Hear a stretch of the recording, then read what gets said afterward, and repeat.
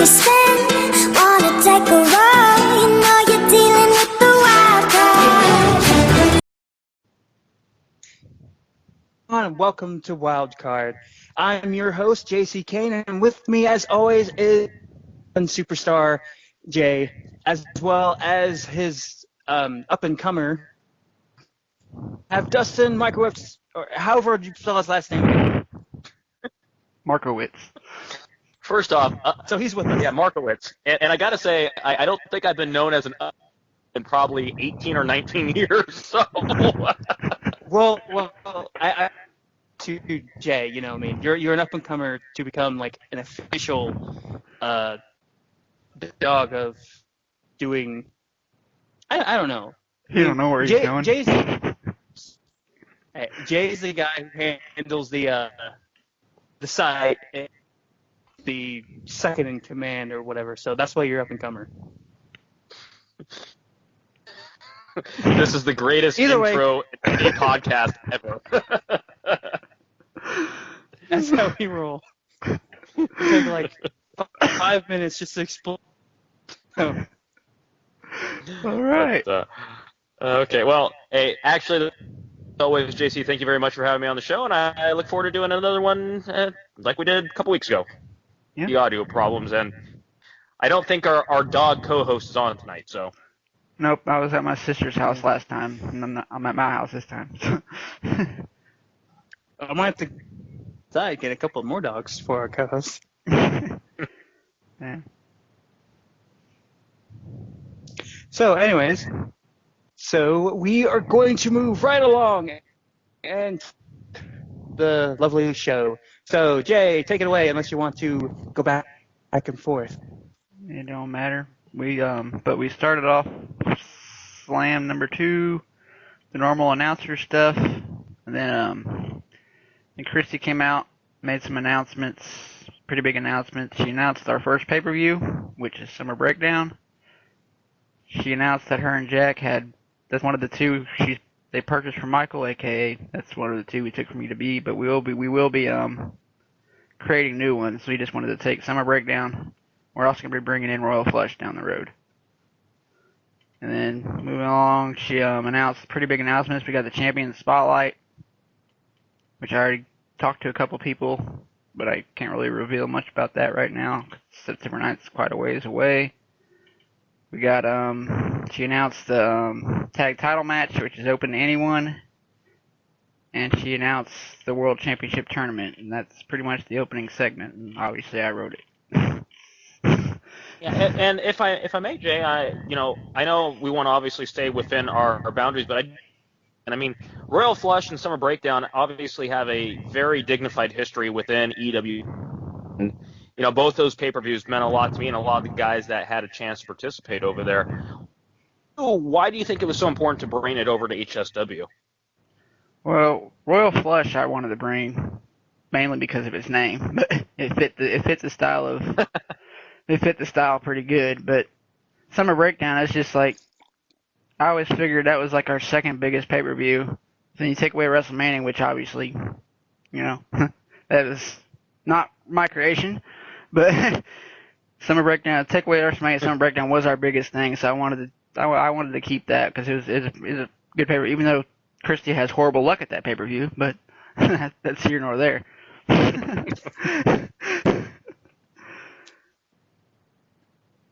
But she wants to change her luck. Oh wait, never mind. She don't wrestle. Yeah. Nope.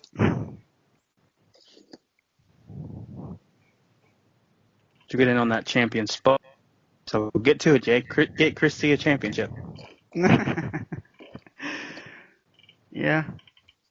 I want to make that champion spotlight a pay-per-view tradition, but I mean that's obviously going to depend on if I can continuously get champions for it. Next time I'm going to wait to ask until around our last slam before I ask, because I asked these guys a little too early, because September 9th is quite a ways away. They might lose their titles. Definitely could be a problem, but yeah. I think, though, the ambition and the idea behind it makes sense. One thing I think is kind of cool about us being involved with HSW is that we have been accepted, it seems like, by the on Twitter and whatnot. They're have been some really good support. Of course, we'll talk about that a little more with some of my set of the show, but no, I think it's really neat. I think it's really neat that we've been having that support. It's something we really didn't have UE for a long, long time, so it's cool to see HSW starting to pick that up. Yeah. I know, we're just our own little thing, and no one else was there. I am hoping that we get some more tag titles because, I'm sorry, as fun as it's going to be to have the Frosted Lake kick over squads, but, for the titles, we want someone more. I'm going to be tweeting that as much as possible down the road. But we still got plenty of time for the signups.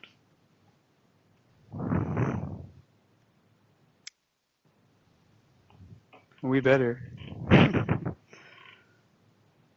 So what was the next segment on the show, Jay? Yeah, next segment we got Puget Sisters. Puget Sisters and I believe you mean Fugati. Oh yeah, Fugati Sisters. Let's get this right. And then, this is England.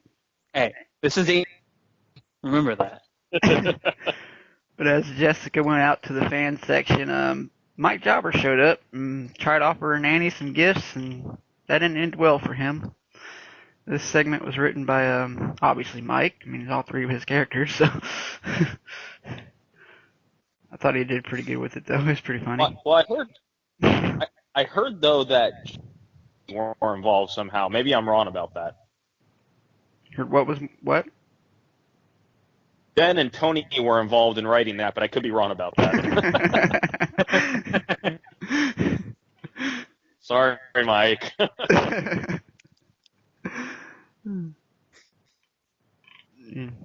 Any more thoughts on that segment? See. No, not really. All right. I could say that it is a comedy. Yeah, I thought it was pretty funny. Yeah, it's supposed to also set up something that Mike has said for his role play that he told me about. Yeah. So that should be interesting.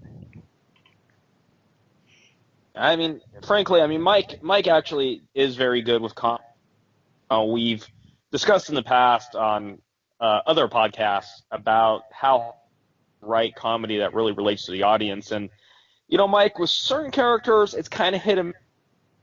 His Fugit, wow, I actually said it right just because I was talking serious for a second. His interaction, I think, has always been really well done. And I remember when he created Mike Jobber and the whole Jobber Squad thing, that it just really hit the nail on the head. I found him very amusing. The whole smoker angle was great. I'm just waiting to see the role play where he comes out as instead of a smoker and see what goes and happens from there. Yeah. Yeah. All of my comedy has always been hit and miss too. Even based on character, just based on the actual role play. But speaking of comedy, our next Dangerous X versus Little Yokai. Yep. So take it away, Jay. In a pretty short match. Obvious winner. We had a no-show, but I can't steal credit for the ending. I didn't want to bury the guy, even though he deserved to be buried. But Dustin actually helped me come up with that ending. Got to give him credit for that. Oh, thank you. Well, and we kind of stole that from Bret Hart versus Shawn Michaels in 1992. So kind of took it from the Survivor Series 92 match, but it was a cool finish. I mean, you don't see finishes like that in pro wrestling that much anymore. And for those of you who didn't read it or over it, basically it was a missed crossbody into the ropes where he got tangled up and he got the yokai, the midget got the pin. And so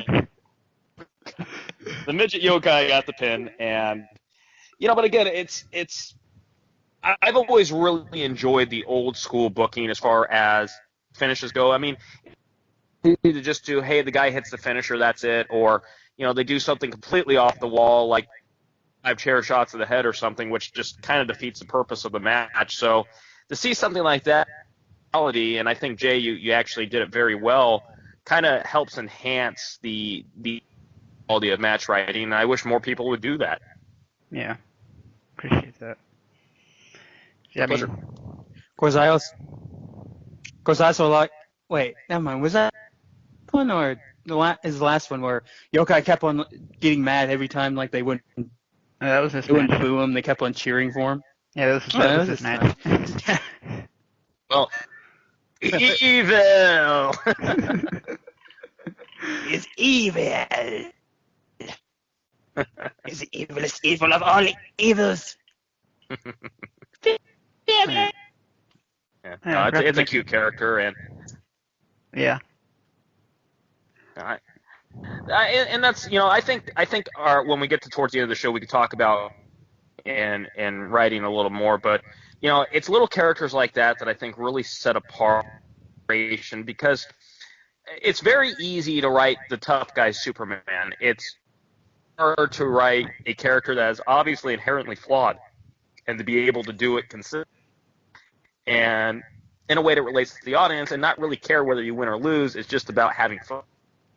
To me, that's what that character's about. That's what the Jobber Squad was about. That's what a lot of the characters I've seen over the years were about. And I just wish that more people would be able to take themselves a little seriously when the character calls for it. I'm not saying that I foresee chaos, or a white tiger running around and and bouncing off the walls, but I mean, you can definitely see it with characters that are spectrum. Yeah, I agree. Well, of course, you also Good know that when White Tiger was trying to demask Chris. Yeah, no, that's that's another story for another time. Yeah. But, So what was next? So I forgot to mention after the match that the aftermath of the. Yeah, forgot to mention after the match that Dangerous X beat the living crap out of the referee, which set up for the next segment, which was Chrissy Chaos pretty much firing him for that. It's kind of crazy. Like, all the refs have names now, so we can't just beat them up for nothing. It's names. It's all crazy now. And I think it was obviously, I don't like to see any character get fired, and for whatever reason, Dangerous X opted not to go through with joining the Federation. But with that being said, it's obviously not a closed door to make a comeback, and Yeah. he wants to try it again. I don't see any issue with Blade. For those who know me, there's only one handler in the history of e-fetting. Well, actually, I take that back. 2 handlers in the history of e-fetting that would never want an HSW. Yeah, well, that's a different story. Yeah. Another story for another time. Not much. Now let's get that out of Jack's building and move on to the next one. Yeah. Not much more to say about that segment. Next segment we had, as they call it, the fearsome threesome. Interviewed Mark Richardson with Leon Cashmere and Rogue Quagliatore and Jack Michaels. This one was done by Dustin. God, what a handsome trio! What a They're all 3 handsome. I thought one would be pretty. well, she's okay. Never mind. I'm just gonna put my. She'll kill me if I say anything more. But fun, like I said, obviously this was more of a setup segment than for the second segment on the show. Yeah. But great to have Fee and John allow us to use their characters. They gave us a nice little plug, and in real life, John and Fee and I are all friends, so it's always good to, as they well know, if they ever needed Jack or any of our characters to promote, we'd be happy. No, it was, like I said, always fantastic to have them on the show. Yeah, agreed. Even though they're not technically on the show. Well, technically they are on the show. You mean they're not technically on the roster? Well, I meant they didn't actually write it. I meant the actual handlers technically aren't on the show. Well, yes, but I mean, I wouldn't write them anything without having their permission. I mean, that's just that's. Well, yeah. I mean, it should be an unspoken rule of e-fetting. I mean, a lot of people do it anyways, but Yeah.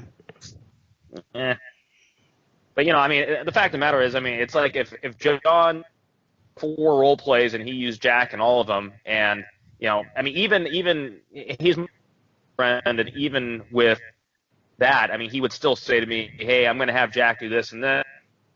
99.999999999% of the time, I'm going to say, "Yeah, sure, no problem." I mean, it's just like unless there was, he knows the character, so that's fine. It's just like one of our matches.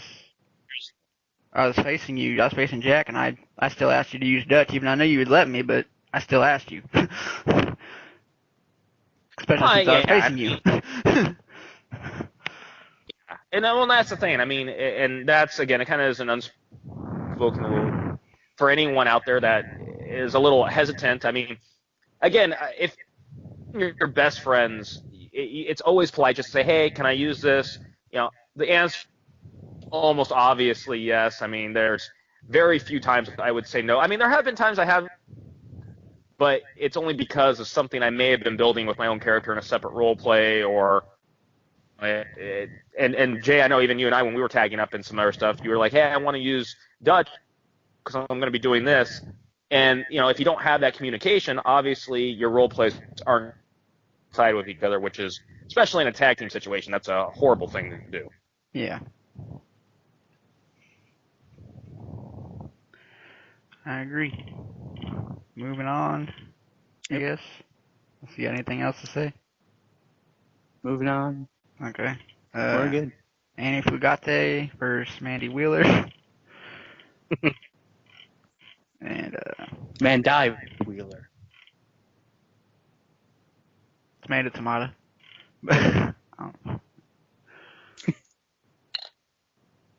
This one was, now my thing's being stupid. There we go. But this one was won by Annie. Stroke of Midnight. Yep. And written by me. No, another good match. I also think it was well role played for. I think Mike is starting to kind of bleed away the what's the word I'm looking for? It almost felt like Annie was sort of on the fence where she was going as far as a character base goes, but now we're starting to see more of a definition come. No, I mean, I've always been more intrigued with the Sunshine character than I was with Midnight, but I mean, it's a fantastic read. It really is. Yeah. I agree with you. I was always the same way. But Annie's getting really good. Of course, you have her opponent, which unfortunately the first deadline, but still actually managed a pretty decent role play for her first one. Clearly, automatically lost. Well, and that's a sign of a true e-fetter and wrestler. I mean, we've all been in situations that were no-win situations for whatever. No, a lot of credit goes out. I mean, much appreciation to John for doing that. Yeah. Yeah, I mean, John, some people like him, some people don't. I've always got along well with, and Carol, that is, and for his ability and his, I mean, yeah, he's always been a pretty flat out, straightforward guy. He's a stand-up guy for what. If he says he's going to do something, he's going to do it. So no, a lot of credit to him. Yeah. I agree. Moving on, we got But he does have the prince in this entire card, though. Yeah. Read a John Steele promo and then come back and talk to me later. Sorry, John. I'm just giving you a hard time. Then we move on to our next segment, which is old Eli Good. Building up, he basically burning off of what Dustin did on Twitter about the pace of the company, and this is Eli trying to take the torch for that, basically. That's basically what this segment's about. I thought it was, I liked it. It's done pretty good. It builds the Eli character a little bit more. It's bringing depth to the Eli character. Obviously, he's asks, quote unquote, over the last 10 years or so, 15 years, however long he's been. I think he's been using 7. I want to say. Yeah, that sounds about right. You know. No, I'm very impressed, and I think again, as we've discussed many times before, able to take something another character has talked about, be it via an role play or Twitter post or whatever the case is, you start to really pull the whole together. And and for the record, I mean, JC, you're able to do that too. You've been able to kind of pull and choose certain things and expand on your own characters. But no, I thought it was done well. I thought Eli showed another side of his character, and there's a depth there that it's almost making me rethink everything I've known about the history of the character. Obviously, character pretty well for the last 7 years or so, but now it's like I'm starting to learn he's actually capable of and why he's going that direction. Yeah. Yeah, I agree. He's coming a long ways. It's so much fun to just agree. I need to stop making.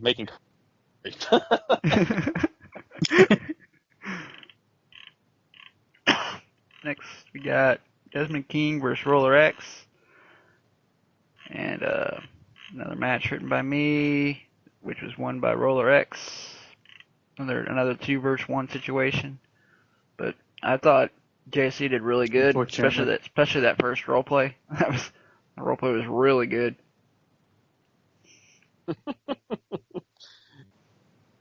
Which I'm laughing, and JC knows why I'm laughing, because I actually had it flipped in my Yeah. My judge. I actually really enjoyed his second role play. I'm not saying the first one was terrible. So, JC, this is us kissing your butt a little bit. No, really impressed with both your role plays, but the match, the character development, and just really blew me away. I was very impressed with how you went with that.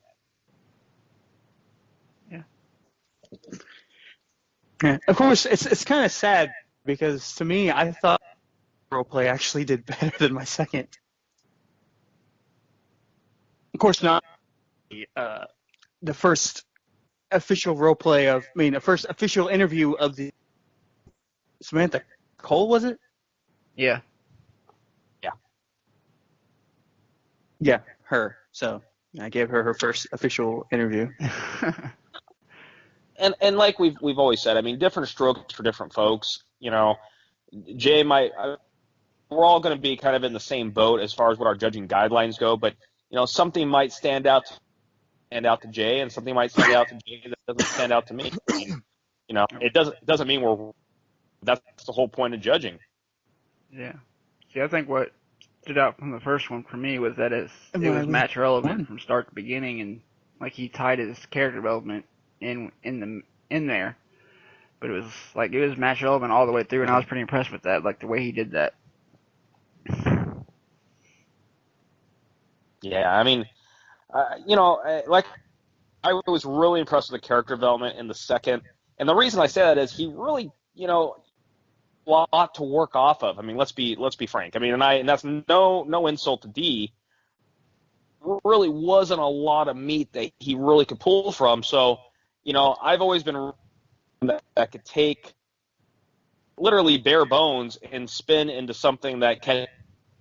And so, for me, that's kind of like the bonus point or the icing on the cake. We actually to the writing. And JC, like I said, I mean, I've also watched you very closely for the last 7. When you've really started to pull your role playing together, and we've discussed off the air. I feel your pluses and your minuses, but all in all, you're definitely a credible threat to see how far you're going to be able to go in HSW and beyond. I agree. Well, for now, apparently, I'm just stuck in HS because it's how things work. It's a crap fed, but it is what it is. Yeah, the way he says it, like thanks for saying it like that, Yeah. Well, I just want to announce that Jay and I have just canceled this podcast. So.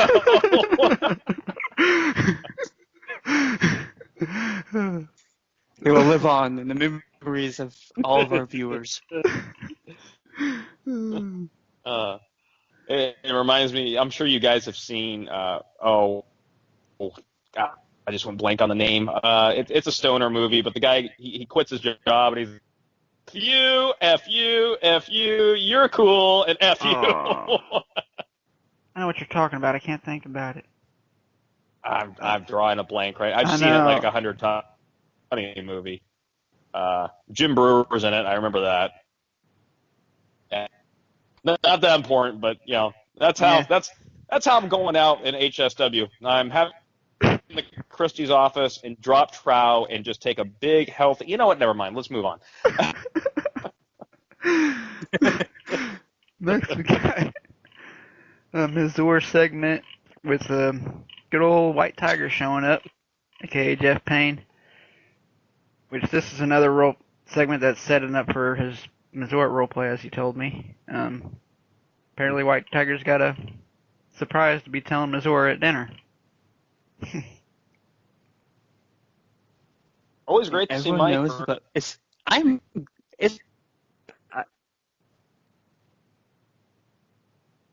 What happened? go on. Hmm? I don't know. Anyways, I'm kind of it's kind of crazy that everyone's secret is, at least you and Mike, except I don't. And apparently Maya should have known. So it's a good thing I did not use it. Good thing my current role play the CD part actually took place, and otherwise that would have been problematic. As we said before, communicate. Something like that. Yeah, I mean, and of course, anytime Mike brings in his, in my opinion, a character, it's great to see White Tiger. I mean, all 98 years old of him, it's fantastic. And I mean, who knows? Maybe one day he'll bring the old character in for a one-off. When he had the Age in the Cage with White Tiger and Jack Michaels. It'd be fun to do that again. Oh, yeah.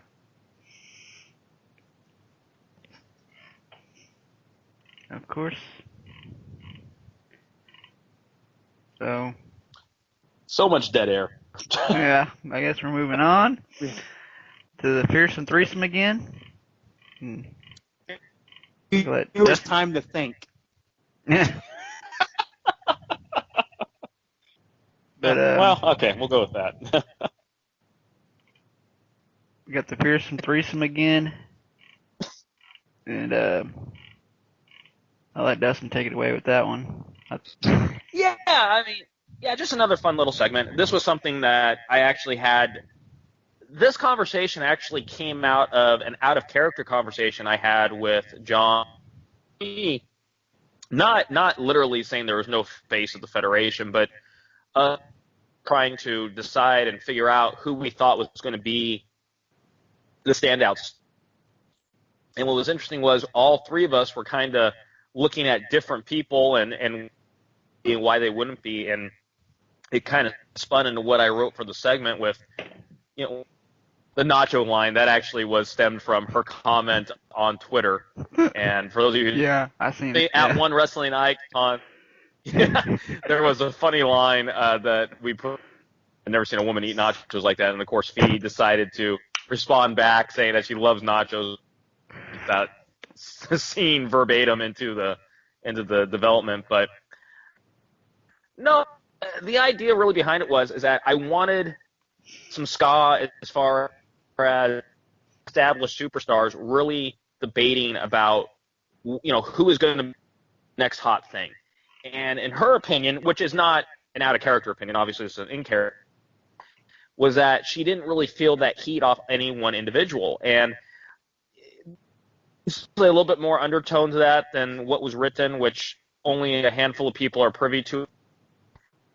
But the main focus was, it really was to kind of light that fire out there, which I think a lot of people responded to it, but to really have people step up. I mean, I first got started in e-fetting, without going into a huge story, but there was opportunity out there. And for me, when someone told me I couldn't do something, that made me want to do it.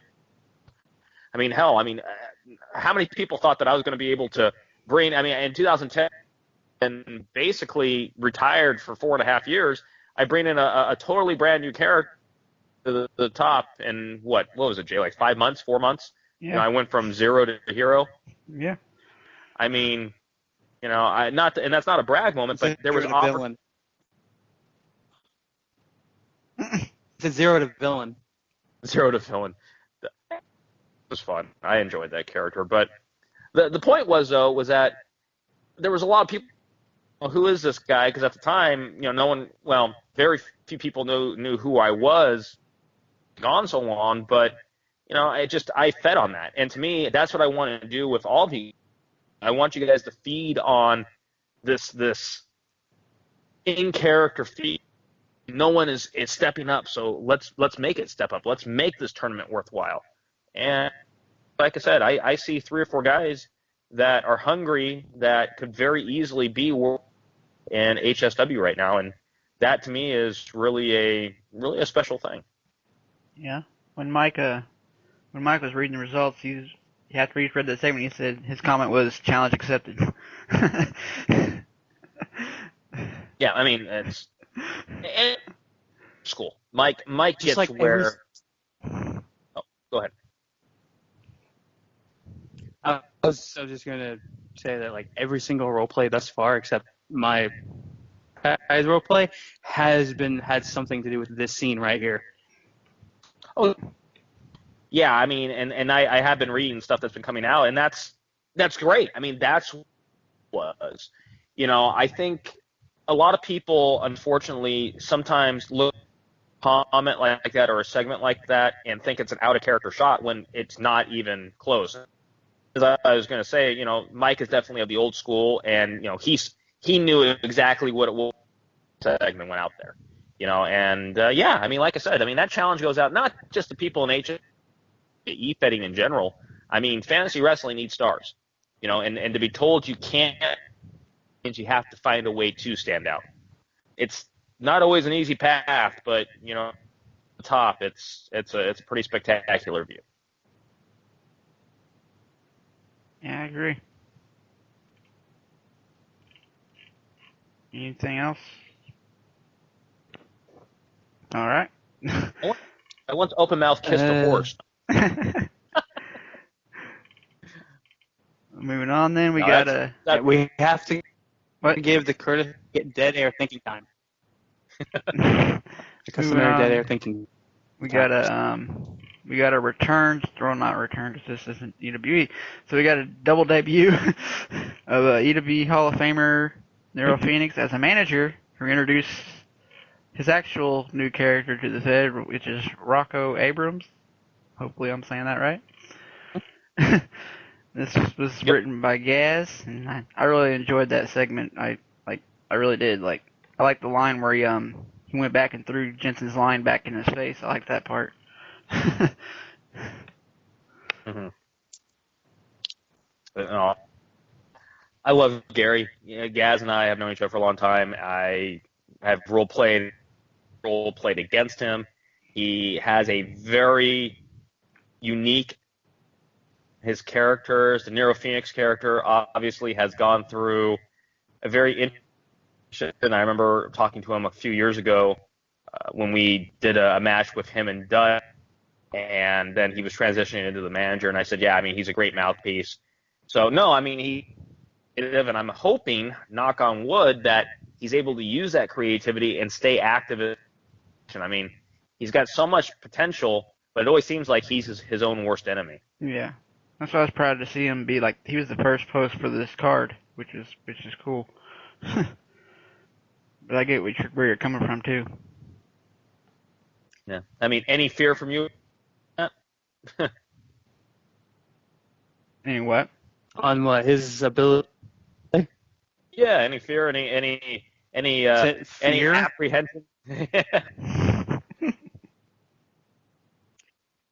Well, looking forward to actually facing him. The only thing that kind of gets me every time is when I start singing the theme song, I keep on saying, why is this theme song, Can You Feel the Love Tonight? But, like, wait. No, that's not right. Can you feel my heart? That's going to be the end of the show. It's going to be we sing karaoke to what we think theme songs should be. So stick around for that because that's going to be exciting. After that, we got our main event, which is James Cena versus Eli Good. Both hit the limit. Already? Yeah. Both hit the limit, and this match was won by Eli, and once again, this finish was pitched by Dustin. Absolutely tremendously written match, tremendously role played match. I give these two in the world. It was wonderful to read. I can't praise them enough. Yeah, that was a tough one. Yeah, old school finish that I think played in really well for because the biggest thing when you have a match like that, especially so early, and Jay, we discussed this a little bit off the air, was you want to bury either guy, but you also don't want to have screwy finishes all the time. So you have to have somebody, but you got to make it where there's definitely an out. And with all due respect to James, I mean, Eli squeezed it out, and I think as it was written, made both guys. I mean, and the match itself too made both guys look very strong. And based on James's first role play, which I'm not going to go too much into detail, I did have a chance to read that. He is definitely running with it, which again, it's good to see that. It's good interaction, and it brings more development for his character. Yeah. Agreed completely. It was. I seen it too. Yeah. I read it too. To date with everything. Man, I am quicker than Jay himself, and it's supposed to be his job to read the. I actually have read all of them. I just didn't put my scores yet this time. Hey, well, once now, you start but Jay, he'll start reading them faster. Okay, but until he starts game, he'll read them at his own leisure. Yeah. All right. And I don't think anything else really happened at the end of there. I don't remember. No. Well, we had Jack and B and Leon at the ringside clapping. Hulu didn't get their props. Yeah, I didn't. Yeah, I forgot to do commercials. Oh, hey, I this week. noticed something. I also noticed you didn't do. You didn't do the props to the affiliate. Yeah. Yeah. It's slacking. It's probably taking too much time writing this stupid entrance.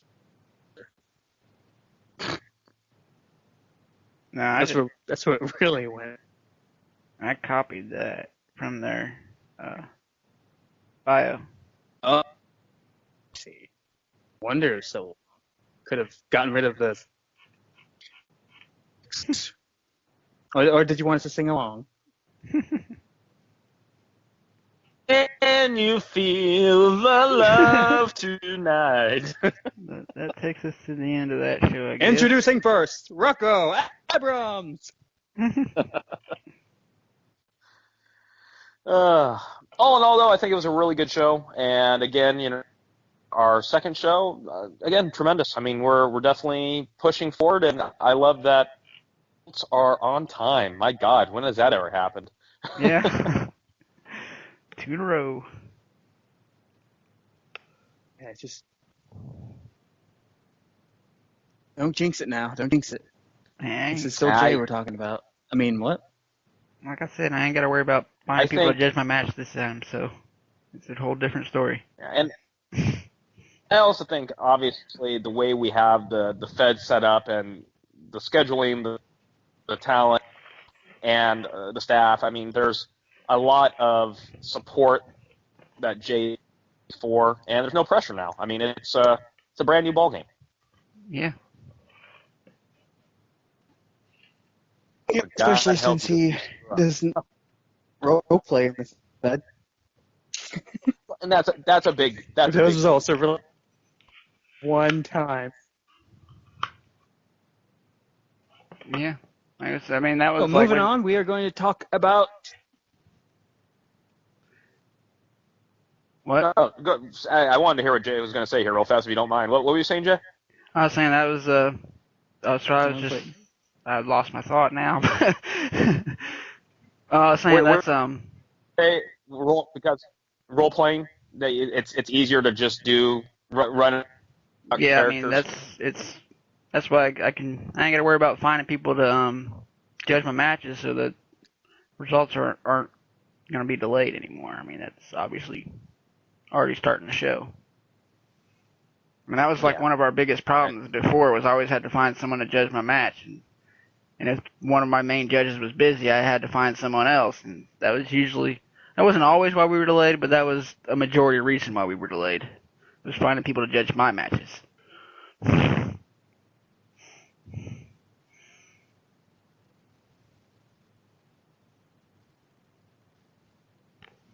Everyone still there? They're thinking.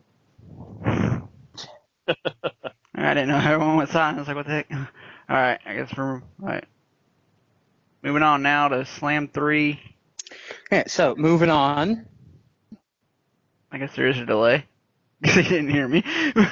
But, Okay. Slam 3. I heard you start talking, so I stopped. But, Slam 3, we got, the start of the World Championship Tournament.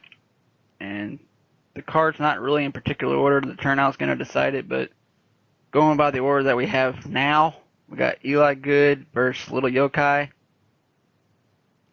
And, well, I can't really give predictions, but, yeah.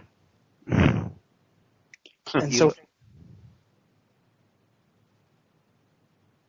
what?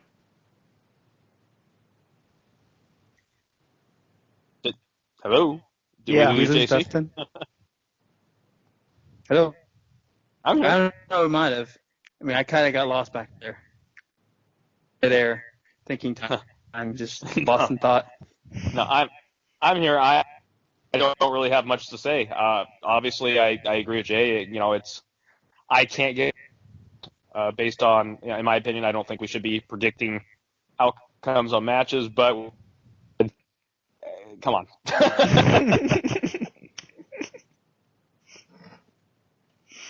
I don't know. I mean, Little Yokai pulled it off against Dangerous X. Well, that was a little True. Bill's story, but I don't see Eli snowshoeing. Pay the bill. But we'll see. Eli's not posted yet. That's true. That's true. He's scared. And actually, this time, Yeah, I saw that. a minute. He's post 500 word role plays. What's with this 1500? Oh, that's funny. Really can't predict who wins. Yeah. I'm assuming Eli's going to win unless a Dangerous X happens. Can't really predict the second match So either. moving on to the next Maya Jensen versus Mike Jobber. JC versus Mike. I mean, Yeah. No, this is JC. This is JC with Mike. That's again, as I've always said, and we've talked about before, if someone wants to make a quote unquote comedy character dangerous, they can. And we have all seen myself, Mike, and John have actually put some time and effort into doing this comedy. They're almost unbeatable. But the fact of the matter is that's not what these characters are creation for right now. We only get dangerous when we actually get pissed off. So yeah. Well, hey, but did you get mad at me when you stole my chance, Dustin Jobber? it wasn't you. No, it was everyone Was else. you mad at me? No, it wasn't you. It was everyone else telling me that I couldn't beat you with Dustin Job. Well, again, when someone says I can't do something, I do it. I'm sad. Years of We wasn't even trying to win that tag gauntlet. We wasn't even trying to win that. I still don't know how that happened. Fooling around. Well, and that's the thing. It's like going back to like with Dr. Quackerton Jr., I mean, I beat Manny for the title within the Although I will say though, and Mike will never let me live it down. When I beat him with White Knight, everyone said it was impossible to do. That's a. Let's move. I don't know what to think about this match. Yeah. Next we got James Cena versus Jay Jobber. Yeah. Okay. Yeah. Is this going to be the one that makes it? One that what? This is going to be the. This is going to delays results. Watch. Yeah. Yeah. As the expression goes, third verse, same as the first. Let's move on. Yeah. And we got a real match finally, or a quote unquote real match. Roller X versus Soraya Waters, which is JC versus Brandon. Debuting Soraya Waters. I don't have a lot of memory of Brandon. What? No, I was just saying I don't remember Brandon. He doesn't have a all lot that of much. memory of Brandon. Was he the Hardys or was he? That was a different I Brandon. can't remember. This Brandon was the one that was like played Paige in the Queens of Wrestling. A couple years before that, they played Katie Lee. I don't know if you're around for that one or not though, but they played Paige in the Queens of Wrestling during like 2013-ish. Yeah, I actually characters, but for the life of me, I can't remember his RPing style at all. Yeah. I know, and you're not the one who has to face it. Yeah. Yeah, I mean, well, I don't know if that's good or bad. I mean, it's not memorable to me, which is not necessarily a good sign. I mean, they weren't bad from what I remember, but I hope that. I just hope that just, Brandon yeah, doesn't pull a DX. Cause yeah. Actually, I just talked to him on Skype earlier. I'm reminding him of the deadline, so he knows about it. now is he going to a John Carroll? I don't know. Where he thought the deadline was the other day. Oh. No, I don't. Like I said, I messaged him earlier, told him that it's done. Well, technically tonight now, but and like so he knows, and I just wanted to also reminded John Carroll too. Sweet. So that means Roller X will get a practical no shit. I mean, 2-to-1 role play. Well, I mean, I'll just say this. I mean, you've obviously you fantastically with Roller X. So, I mean, again, I'm not making predictions because of the Federation, but I will say I think that you have a definite advantage, and Brandon is going to have his work cut out for him. Yeah. We shall see. Yeah. Moving on. We got. That's not the road. Oh. Yeah. Then we got Annie Fugate versus Talia Lee, which is Mike versus Jenny. Jenny was Layla for a little while. Before that, her creative character she had there for a little while was Ayana. Yeah. Now, Jenny, I have memory of.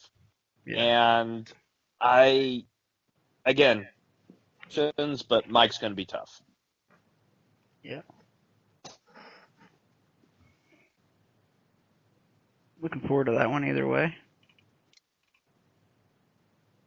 Yeah, I can actually make predictions, but I'm only predicting Annie because I don't know what you're. Next, we got Mazur versus Desmond King, Mike versus D. You know, D is such to me sometimes, because I've seen him write just beautifully and pull amazing role plays, but then I've also seen him just drop the ball completely. Well, I don't really know what to say. Yeah, I understand. I said the same thing in my judging. I seen him write 100% brand new role plays that were great, and I don't know.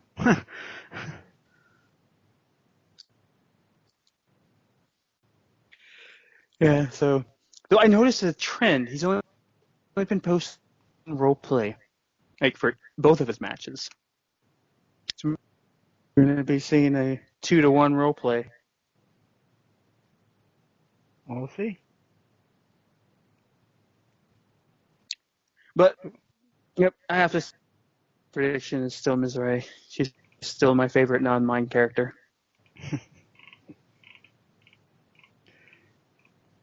And then we got our last match, Mandai Wheeler versus Rocco Abrams. John Carroll versus Gaz. Yeah, that's gonna be that's gonna be the match that really could be the hit or miss match. Like I said again, John and Gaz both have abilities, and I'm not. No one is Rocco yet, and I think that Mandai has an opportunity to really step forward. So yeah, it's gonna be interesting. It's gonna be interesting to watch. Yeah. Yeah, I have to say, I think this match is like one of the only ones, assuming things continue the way they are, like you don't fully see a winner. Like I can almost say, well, depending on the value we get and with Roller X, but I mean, this one's the one you kind of know that they're both. It's just we don't know exactly. Like we can't pin down a winner at the moment. Completely agree. Yeah. That brings us to the end So of that segment. Yeah. Which, hey, we've made it an hour into the show and we haven't had any cutoffs yet. Yeah, fantastic. No technical errors. Oh no, but no, I'm joking. Last time we made it to close to 2. Way to ruin the moment. I was hoping for a small victory, but that's okay. The moment's gone. So, well, I guess that's gonna bring that into the little segment that we were actually gonna do last week, but chance to, which was the developmental segment. One thing that we had discussed was talking a little bit about certain subjects in role playing and fantasy wrestling in general, and expanding on it. The thing that I get asked the most, I always is, the MMSW is obviously a fictional thing, but I have legitimately helped and trained a lot of different e-fetters in my time. So, anytime I'm able to give a little bit of advice, and I think, like I said in the start, is what makes a good comedic role play. Does that suit you guys tonight? Yeah. Sure. Before we get into that, though, I wanted to say, since you mentioned MMSW, I wanted to mention, if anyone hasn't noticed yet, Dustin wrote up a description of the building, and I added it under the basic information, just in case. Wanted to throw that out there in case anyone hasn't seen it yet. Yes, yeah. We went over the dimension, and how it's set up, et cetera, et cetera. Hopefully add a little more realism to the yeah. And if there are any other questions, feel free to ask. I'm sorry, go ahead. I was just going to excuse. Exactly. And like now you don't get your own locker. Or locker room. Yep. And again, I mean, if anyone has any questions or setup or how things are going, obviously feel free to ask. I know we were discussing a quote unquote pay schedule, if you guys really want to get in depth. I know discussing how that would work and a few other things. But yeah, like I said, we're always available to talk to. If Get us on Skype, get us on Twitter, get us on Facebook, whatever you need to do, we are available. So, yeah, fantastic. And again, so going into the segment, I got to think of what should we call this segment for the week? Real original. Well, it wouldn't Yeah. be a week, and you're probably not going to be the guest every single time, unless we. If you are, then you won't be a guest. This is like those Batman names, like special guest villain, even though they're Every week. kind of redundant. Yeah.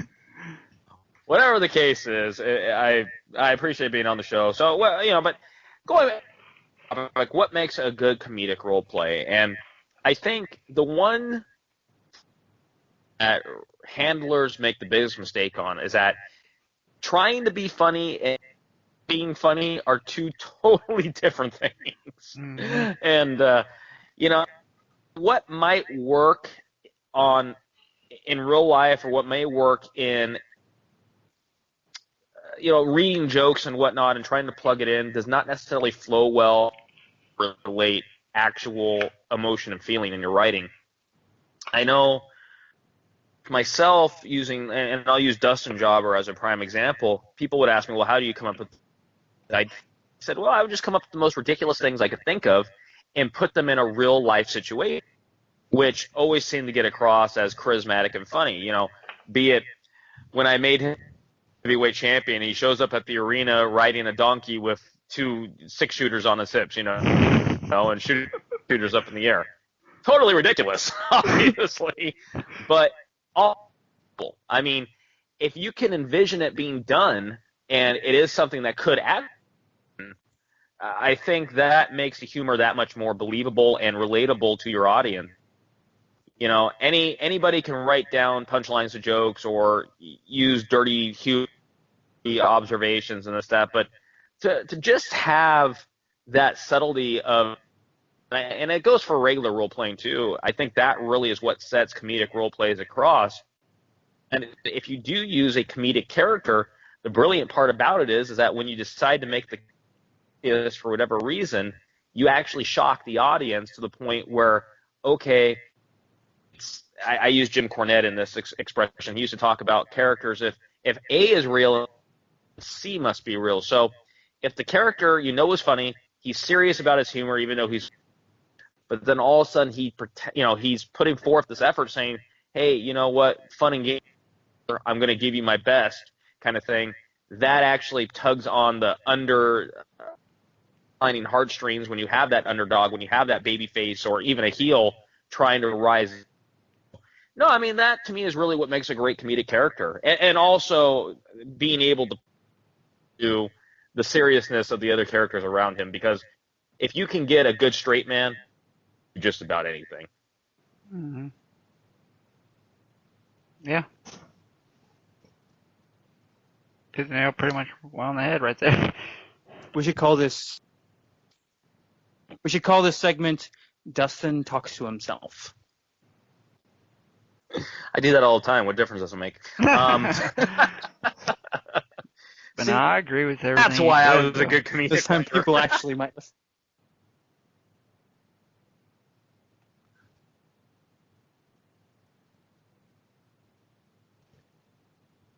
Is everyone still there? Now, So now that the people That's have okay. a chance to think,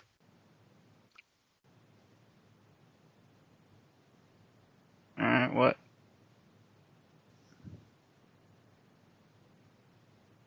Okay. we don't know. People have time to think.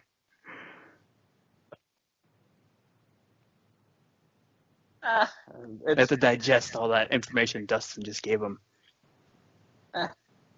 good information. I mean, I agree, yeah. let's be honest here. No book of role playing. There's no book of e-fetting necessarily, but there are definitely tips that. Ow! Oh, my phone just vibrated. But there are definitely tips and tricks that every handler can use, and be it comedy, be it seriousness, be it character development, be it setting, be it flow.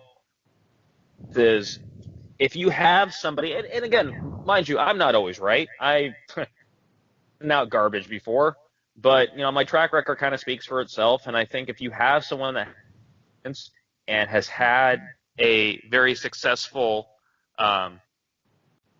don't want my phone's vibrating. My girlfriend's trying to get a hold of me. If you had success, and again, be it me, Jay, JC, whoever that you decide to talk to, be able to see why they did something the way they did.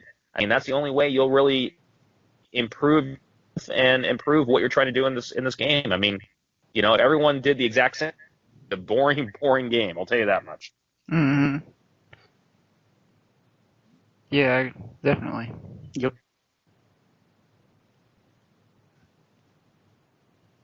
And I think that ends the Dustin rambles onto himself for 8 minutes segment. So I don't really have nothing to add to that. I mean, you hit the nail pretty much well on the head. Because that's so often we just have to just sit back and relax and let them go. Just remember, next week we're going to start talking about how to pick up women, and I can go on for that. So I'm going to have to start taking notes. look, lesson number 1: if you dangle So, 100. anyways, I guess. So. Forget it. I was.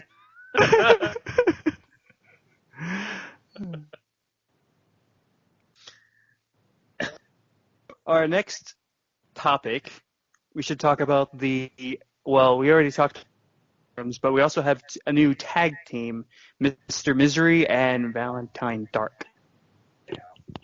Okay.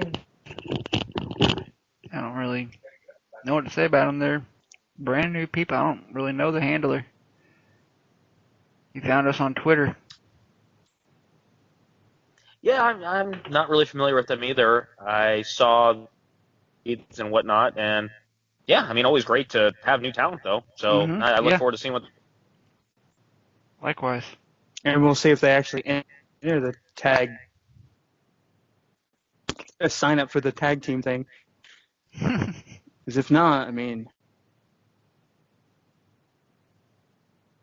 Alright, I guess Jay and Mike Jobber is going to be the first HSW Tag Team Champions. I mean, Losses. I mean, the losses to new tag team champions. That's it. I'm Sid Vicious out of retirement. It's going to be Jack and Sid going for the gold. Oh, crap. Good thing I'm just Jay Jobber.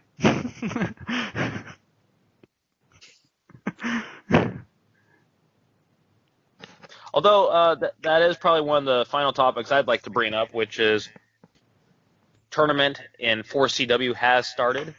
For those of you who may or may not know, that there are HSW in the Bad Company tournament to determine the new 4CW Tag Team Champion.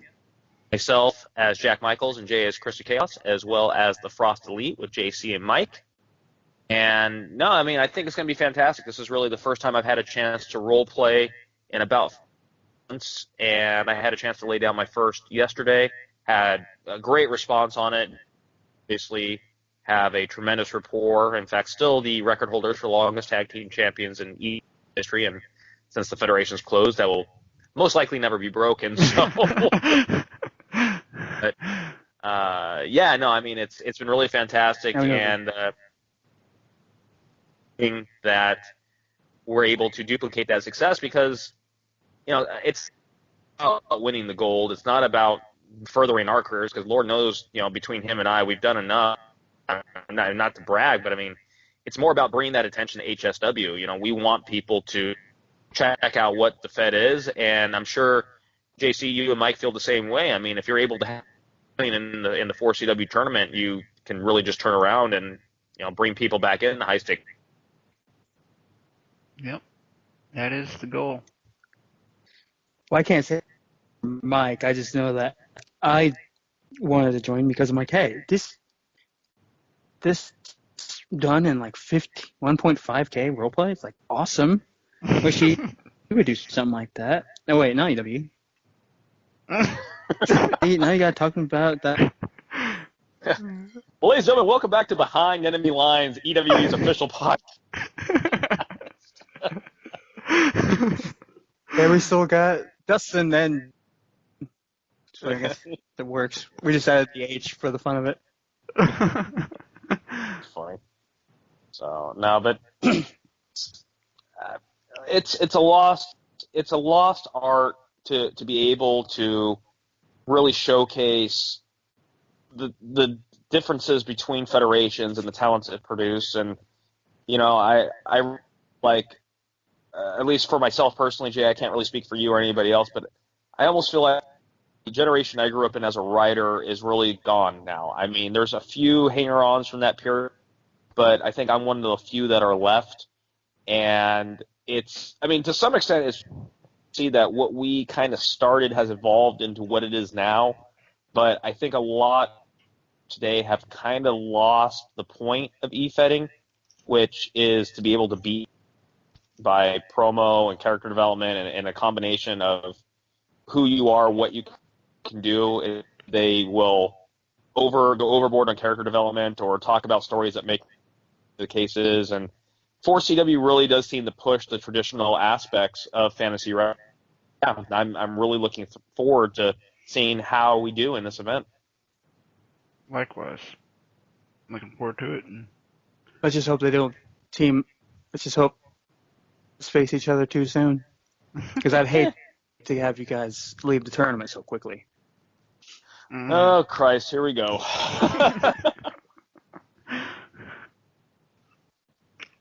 Look, I'm going to explain this really simply. There's going to be 2 hits, JC. You hitting the floor. It's as simple as that. Okay. Just don't hit the good eye. I mean, I already have this little swelling over it. Maybe you can even out the other side.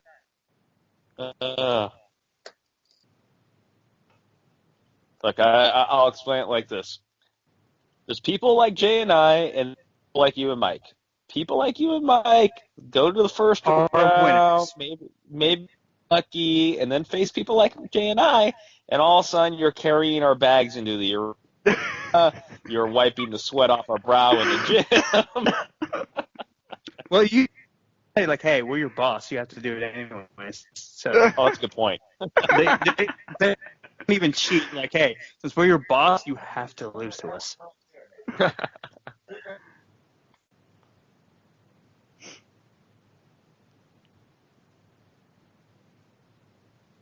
Well, I guess that about wraps us up, doesn't it? Or we got anything else we want to talk about? That's about all. Got a bowling tournament here in about 9 hours, so I'm going to get some sleep and hopefully do pretty well out there. And I want to give a shout out to the beautiful Jessica Diaz. Hey, baby, coming home. So best of luck to you in that, man. Thank you. Still there, JC? I think Yeah. All right. Apparently, I'm not allowed to talk about it now. Well, then, yeah, that's so. Yeah, guys, thank you again for having me on the show. I'm thrilled to be a guest for the second week, and if you, I'm always available. Yeah, we appreciate you, man.